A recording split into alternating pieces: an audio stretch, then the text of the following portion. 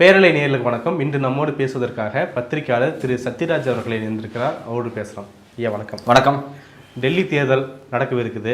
அரவிந்த் கெஜ்ரிவால் அவர்கள் இப்போ ஆர்எஸ்எஸ் தலைவருக்கு புதுசாக ஒரு லெட்டர் எழுதியிருக்காரு. அதில் பிஜேபி பண்ணுறதெல்லாம் சரியில்லை, எலெக்ஷனில் மேனிபுலேட் பண்ணுறாங்க அப்படின்லாம் கடிதம் எழுதியிருக்காரு. ஏன் பிஜேபி தான் இவர் போட்டிடுறாரு, இவர் ஏன் ஆர்எஸ்எஸ் தலைவருக்கு லெட்டர் எழுதணும்? என்ன பண்ணி இந்த கடிதத்தை நம்ம ரொம்ப கவனமாக பார்க்கணும். ஏற்கனவே இது மாதிரி அவர் எழுதியிருக்காரு. ஏற்கனவே எழுதுனதை விட நேரடியாகவே ஆர்எஸ்எஸ் தலைவர்கிட்ட அவர் ஒரு உரையாடல் நிகழ்த்தியிருக்காரு. ஓப்பன் ஸ்டேட்மெண்ட் அவர்கிட்ட சொல்லியிருக்காரு.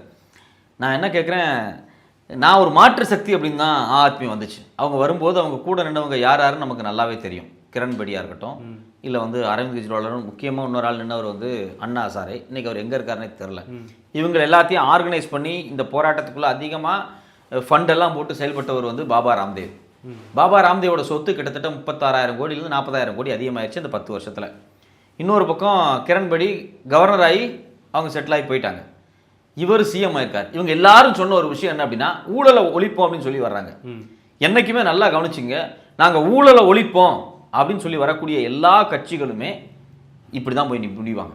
ஓகே, ஏன்னா அவங்களுக்கு எந்த சித்தாந்தமுமே கிடையாது. சித்தாந்தம் இல்லாத கட்சி எப்பவுமே ஊழல் ஒழிப்புங்கிற பேரில் தான் உருவாகும்.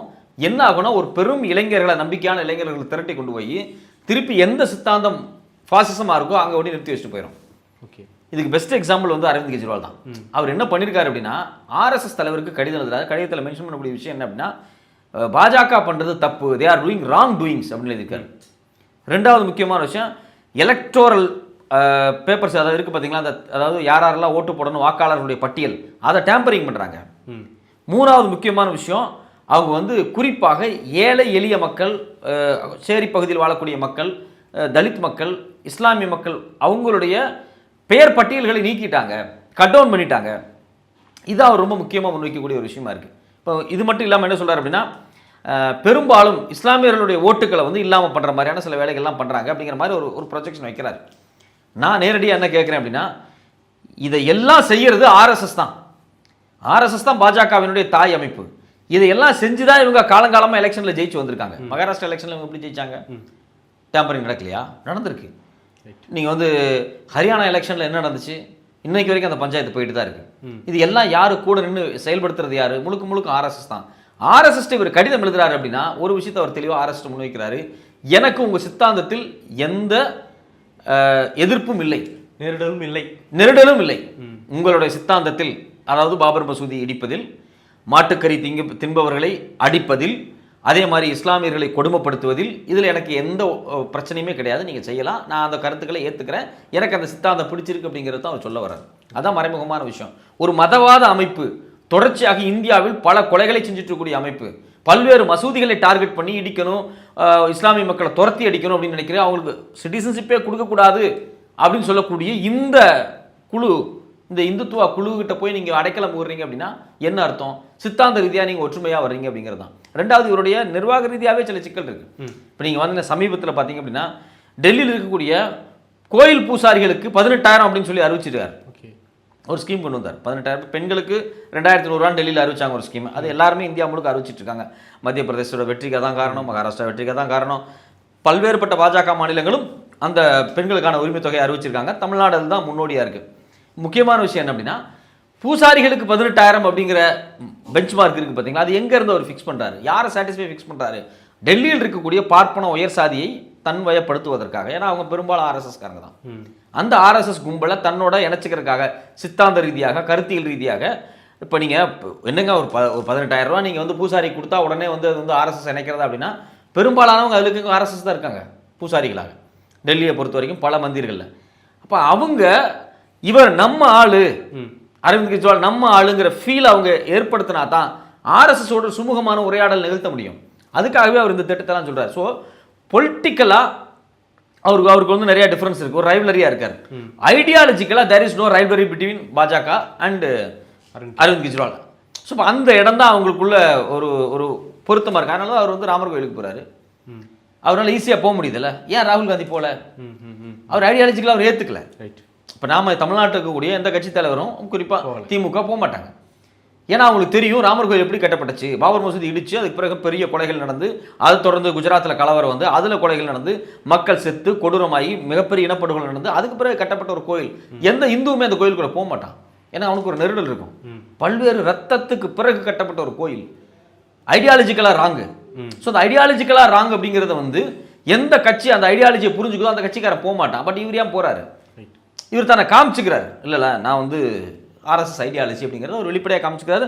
அவர் இப்போ எழுதுன அந்த கடிதம் ரொம்ப முக்கியமானதாக இருக்கு. இல்லை, இது இவருக்கே தானே பேக் ஃபயராக அமையும். இப்போ இவரும் பிஜேபியும் ஒன்றுனா ஆர்எஸ்எஸ் ஒன்றுனா மக்கள் யாருக்கு ஆபீஸாக பிஜேபி போட்டலாம் தானே போவாங்க. இங்கே தான் ரொம்ப முக்கியமான விஷயம். இந்த ஃப்ளோட்டிங் பாப்புலேஷன் ஒரு 15% ஓட்டு இருக்கு. இந்த ஓட்டு ஒன்று பாஜகவுக்கு போகும், இல்லை ஆத்மிக்கு வரணும். இந்த ஃப்ளோட்டிங் பாப்புலேஷன், அந்த ஃப்ளோட்டிங் பர்சன்டேஜ் ஓட் பர்சன்டேஜ் இருக்கு பார்த்தீங்களா, 15%, அந்த ஓட் பர்சன்டேஜ் தான் பக்கம் இழுக்கிறதுக்காக தான் அவர் டவுன் டு எர்த்தாவே போறாரு. ஓகே, அவர் பிஜேபியிட்ட இப்போ பிஜேபி அங்கே வந்து ஜெயிக்கணும் அப்படிங்கிறது அவங்களுடைய 25 ஆண்டு கால திட்டம். மொத்த லாண்ட் ஆர்டர் அவங்க கட்டுப்பாட்டில் தான் இருக்குது. கடந்த 2 வருஷத்தில் மோசமான லாண்ட் ஆர்டர் டெல்லியில் இருக்குது. இதெல்லாம் சொல்லி அவங்க பிரச்சாரம் பண்ணி ஓட்டு கேட்டிருக்கலாம். பாஜகவை பாருங்க, லாண்ட் ஆர்டர் சரியில்லை, அவங்க 2 வருஷமா வந்து நம்மளோட மாநில யூனியன் பிரதேசனுடைய உரிமையை காலி பண்றாங்க. எல்லாமே அமித்ஷா கட்டுப்பாட்டில் தான் இருக்கு. யூனியன் கவர்மெண்ட் தான் வந்து, ஹோம் மினிஸ்ட்ரி தான் வந்து டெல்லியினுடைய யூனியன் பிரதேசத்தினுடைய கட்டுப்பாடு அவங்க கையில், கேபிட்டலோட கட்டுப்பாடு அவங்க கிட்ட தான் இருக்கு. அவசர அவசரமா சட்டம் போட்டு இவர்கிட்ட அதிகாரத்தை ஆளுநர் தூக்கி கொடுத்தாங்க. ஆமா, உங்களை கைது பண்ணி ஜெயிலில் வேற போட்டாங்க. நீங்க அது அரவிந்த் கெஜ்ரிவால் மட்டும் கிடையாது, மணிஷ் சிசோடியா போனாரு, சஞ்சய் சிங் போனார், எல்லாருமே போனாங்க. கட்சியிலுக்கு முக்கியமான 4 பேர் உள்ள தூக்கி வச்சாங்க. இதெல்லாம் யார் செஞ்சது? இது முழுக்க முழுக்க பாஜக மட்டுமே செஞ்சது அப்படின்னு சொல்லிட முடியாது. பின்புலத்தில் ஆர்எஸ் இருந்திருக்காங்க. அவங்க என்ன அவருக்கு தெரியும், ஆனா ஏன் அப்படி இல்ல, அவர் என்ன பண்றாரு அப்படின்னா, இந்த நேரத்தில் பாஜகவுக்கும் ஆர்எஸ்எஸ்க்கு இடையில இருக்கக்கூடிய ஒரு கருத்தியல் டிஃபரன்ஸ் இருக்கு இல்லையா, அந்த கருத்தியல் டிஃபரன்ஸ் அப்படின்னு எதை சொல்ல வர அப்படின்னா, யார் தலைவராக வர்றது அப்படிங்கிற கருத்தியல் டிஃபரன்ஸ், ஐடியாலஜிக்கல் டிஃபரன்ஸ் அப்படின்னு தப்பா எடுத்துக்கூடாது. ஸோ மோடி வேண்டாம், வேற ஆள் வரணும் அப்படின்னு அவங்களுக்குள்ள ஒரு உரையாடல் நடந்துகிட்டே இருக்கு. தொடர்ச்சியா ஒரு வாரமா ஒரு வாரம்னா ஒரு 4-5 மாசமா நடக்குது. கடந்த வாரம் கூட பாத்தீங்க அப்படின்னா ஆதித்யநாத் வந்து ஒரு பேட்டி கொடுத்துருக்காரு. அதுல வந்து இந்த கும்பமேளா வரப்போகுதுங்க, லட்சக்கணக்கான சாமியார்களை, பூசாரிகளை, இந்தியா முழுக்க இருக்கக்கூடிய இந்துக்களை உத்தரப்பிரதேசத்துக்கு கொண்டு வரதுக்கான வேலைகளை அவங்க செஞ்சுக்கிட்டு இருக்காங்க தீவிரமா. அப்போ கோயில் மந்திர் இஷ்யூஸை பற்றி அவர் கேட்கும்போது அது நியாயமான பிரச்சனை அப்படின்னு தான் அவர் பேசிட்டு இருக்காரு. ஆர்எஸ்எஸ் தலைவர் வேற மாதிரி பேசிட்டு இருக்காரு. அப்போ இந்த கருத்தியல்ல அவர் ஆர்எஸ்எஸ் ஹெல்ப்புக்கு கூப்பிடுறாரு பாஜகவுக்கு எதிராக. அது எப்படி நடக்கும்? நடக்கவே நடக்காது. அவர் என்ன ஃபீல் பண்றாரு அப்படின்னா, ஆர்எஸ்எஸ் கேடட்ஸை முழுக்க முழுக்க கிரவுண்ட்ல இறக்கி விட்டு நமக்கு வேலை பார்க்க சொல்லுவாங்க அப்படின்னு ஒரு எதிர்பார்க்கிறாரு. இது மிக மோசமான ஒரு ஸ்ட்ராட்டஜி. 10 நாளைக்கு முன்னாடி 3 நாள் கூட்டம் நடந்துச்சு டெல்லியில். இன்னும் சொல்ல போனால் அது வந்து ரொம்ப சீக்ரெட்டாக உரையாடப்பட்ட விஷயங்கள் உள்ள, அது வந்து மீட்டிங் நடக்குதுங்கிறது எல்லாத்துக்கும் தெரியும். ரொம்ப ரொம்ப ரொம்ப கான்சியஸாக நடத்தப்பட்ட கூட்டம். அதில் யார் யார் பங்கு பெற்றிருக்காங்க அப்படின்னா, பிஜேபிக்கும் ஆர்எஸ்எஸ்க்கும் இடையில் இருக்கக்கூடிய இந்த வேலை திட்டங்களை கோஆர்டினேட் பண்ணுறதுக்கான ஒரு ஆள் தயானந்த் அப்படிங்கிற ஒரு ஆள், அவர் தான் அந்த நிகழ்ச்சியை வந்து கோஆர்டினேட் பண்ணுறாரு. அதில் யார் யாரெல்லாம் போகிறாங்க பாருங்க. ஆர்எஸ்எஸ்னுடைய நார்த் டிவிஷன் ஹெட்டு ஜத்தின், அதே மாதிரி ஸ்டேட் கோஆர்டினேட்டர் விஷால், இவங்க ரொம்ப முக்கியமாக போய் பங்கு பெறாங்க. இது இல்லாமல் டெல்லியினுடைய பிஜேபி சீஃப் வீரேந்தர் சச்தேவ், அது மட்டும் இல்லாமல் ஜெனரல் செக்ரட்டரி பவன், இவங்க எல்லாரும் உட்கார்ந்துருக்காங்க. இந்த கூட்டத்தை அரேஞ்ச் பண்ணுறது அருண்குமார். இந்த அருண்குமார் யார் அப்படின்னா, ஆர்எஸ்எஸ்ஸால எலிவேட் பண்ணப்பட்டு பிஜேபி ஆர்எஸ்எஸ் இடையில நடக்கக்கூடிய வேலை திட்டங்களை கோஆர்டினேட் பண்ணக்கூடிய முக்கியமான ஒரு தலைவர். ஓகே, இவர் தான் மகாராஷ்டிரா எலெக்ஷனுக்கு இந்த ப்ரோக்ராம் கோஆர்டினேஷன் நடந்துச்சு பார்த்தீங்களா, கேரளாவில் ஒரு கூட்டம் நடந்துச்சு, டிஸ்கஸ் பண்ணியிருக்கோம் பாலக்காடு. இது எல்லாமே அவர் தான் பண்றாரு, அருண்குமார் தான். எனக்கு மேபி சொல்ல முடியாது, இந்த அருண்குமார் ஆர்எஸ்எஸ் அடுத்த முகமதுக்கு பிறகு ஒரு தலைவராக வரதுக்கான வாய்ப்பு இருக்கு. ஓகே, என்னோட தனிப்பட்ட பர்செப்ஷன், அவங்க அஃபீஷியல் கிடையாது, வாய்ப்பு இருக்கு அப்படின்னு தான் நான் ஃபீல் பண்றேன். ஏன்னா பிஜேபி ஆர்எஸ்எஸ் முரண்பாடு இவர் தான் சமன்படுத்திக்கிட்டு இருக்காரு. ஸோ இப்போ இவங்க என்ன பண்றாங்க, 3 நாள் கூட்டத்தை டெல்லியில் நடத்துறாங்க. 1 நாள் 2 நாள்ல 3 நாள் உட்கார்ந்து பாஜகவினுடைய தலைமை பொறுப்பாளர்கள், டெல்லியினுடைய தலைமை பொறுப்பாளர்களும் ஆர்எஸ்எஸ் நார்த் டிவிஷன் ஹெட்டே உட்கார்ந்து பேசுறாரு. அது இல்லாமல் கோஆர்டினேட்டர் தயானந்த் உட்கார்ந்து பேசுறாங்க. பேசி அவங்க ஸ்பிளிட் பண்ணி 50,000 ஸ்மால் யூனிட்டை கிரியேட் பண்ணியிருக்காங்க. ஓகே, டெல்லிக்குள்ளேயே. ஆமா, பாஜக தேர்தல் பிரச்சாரத்தில் மிகப்பெரிய வெற்றி அடைய போகுது டெல்லியில். அதுக்கு என்ன பண்றாங்க அப்படின்னா, 50,000 ஸ்மால் யூனிட்டை ஆர்எஸ்எஸ் டீமை ரெடி பண்ணி, அவங்க பிளான் என்ன அப்படின்னா, ஒரு தெருவுக்கு ஒரு டீம் இறக்கு அப்படிங்கிறாங்க. தெருவா போ, 50,000 தெருவுக்கு போ, டோர் டு டோர். இது வந்து நம்ம ரொம்ப ஆச்சரியமா இருக்கு ஆர்எஸ்எஸ் ஒர்க்கை. இதுக்கு ஆட்களை வெளி ஸ்டேட்ல இருந்தெல்லாம் இறக்கியிருக்காங்க.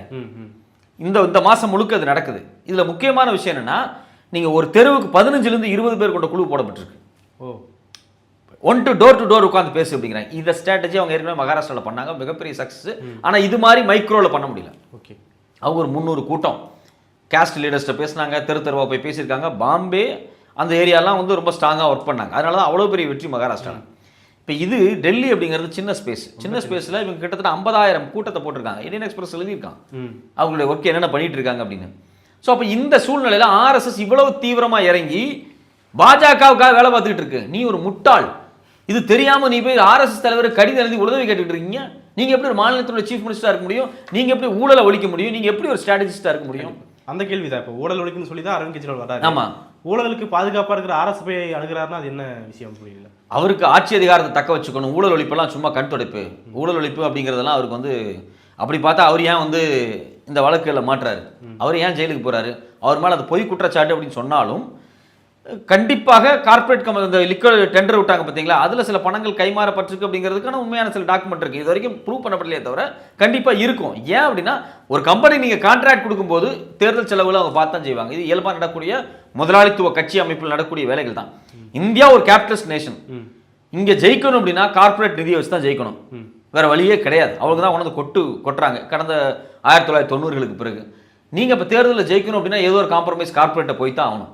அவனுக்கு நீங்கள் ஒரு லிக்கர் பாலிசி டெண்டர் கொடுக்க போறீங்க அப்படின்னா கண்டிப்பாக அவன் சும்மாலாம் கொடுக்க மாட்டான். அவங்களுக்கு ஒரு ஆதாயத்தை செய்வான், நேரடியாக செய்ய மாட்டான், தேர்தலில் செய்வான். இது இயல்பாக நடந்திருக்கும். இப்போ இது கரப்ஷன் தான். இது எல்லா கட்சியும் பண்ணி தான் தீரணும். அதனால தான் திருப்பி சொல்ல வர்றேன், வெறும் முதலாளித்துவ சமூகத்தில், முதலாளித்துவ பொருளாதார அமைப்பில், முதலாளித்துவ அரசு பொருளாதாரத்தில் ஊழல் என்கின்ற பெயரை சொல்லி ஆட்சி அதிகாரத்துக்கு வரக்கூடிய எல்லாருமே ஆபத்தானவர்கள், இன்க்ளூடிங் விஜய். ஓகே, ஊழல் ஊழல் சொல்லி வரக்கூடியவங்க எல்லாருமே இதான் சொல்லுவாங்க. நான் நினைக்கிறேன் சித்தாந்த ரீதியாக நீங்க என்ன ஆல்டர்னேட் எக்கானமிக் ஸ்ட்ரக்சர் வைக்க போறீங்க? ஒன்றும் கிடையாது. நீங்க என்ன சோசியலிஸ்ட் அறிவிக்க போறீங்களா? கிடையாது. நீங்க இல்ல கோர் செக்டர்ஸ் எல்லாத்தையும் நான் கொண்டு வந்து ஒரு சோசியலிஸ்ட் பேட்டர் ஆஃப் எக்கானமி பண்ண போறீங்களா? கிடையாது. எல்லாமே கார்பரேட்டிசம் இருக்கு. ஸோ கார்பரேட்டிஸாக இருக்கக்கூடிய கேபிட்டலிஸ்டாக இருக்கக்கூடிய எக்கானமியில் கரப்ஷனை மையமாக வச்சு வரக்கூடிய எல்லாருமே இப்படித்தான் போய் நிற்பாங்க. இவங்களுக்கு வேற வழி இல்லை, நேரடியாக ஆர்எஸ்எஸ் போயிட்டாங்க. நான் எனக்கு நீ கம்யூனிஸ்ட் ஹெல்ப் வைக்க வேண்டியதானே? ஓகே, கம்யூனிஸ்ட் கட்சி அங்கே இருக்கு, அவங்களால வெற்றி பெற முடியல. இப்போ இந்தியா பேன் இண்டியாவில் கம்யூனிஸ்ட் கட்சி இருக்கு. நீங்கள் போய் சிபிஎம் கிட்ட பேசுங்க, சிபிஐ கிட்ட பேசுங்க. நாங்கள் டெல்லி தேர்தல் ரொம்ப முக்கியமானதாக இருக்கு, வாங்க நாம எல்லாரும் ஒன்னா உட்காந்து எங்களுக்காக டெல்லியில் ஒரு 500 யூனிட் 1000 யூனிட் அனுப்புங்க. வெஸ்ட் பெங்கால்லேருந்து அனுப்புங்க, தமிழ்நாட்டிலேருந்து அனுப்புங்க. நாம டெல்லியில் பிரச்சாரம் பண்ண டோர் டு டோர் பிரச்சாரம் பண்ணி நாம வெற்றி பெறலாம், எங்களுக்கு வெற்றியை வாங்கி கொடுங்கன்னு ஏன் சொல்லலை? இதில் முரண்பாடு எங்கே வருது அப்படின்னா, மம்தா பானர்ஜி ஆத்மிக்கு ஆதரவு தெரிவிக்குது, ரைட், அங்கே ஆர்ஜேடி ஆத்மிக்கு ஆதரவு தெரிவிக்கிறாங்க, எல்லாரும் காங்கிரஸை கைவிடுறாங்க.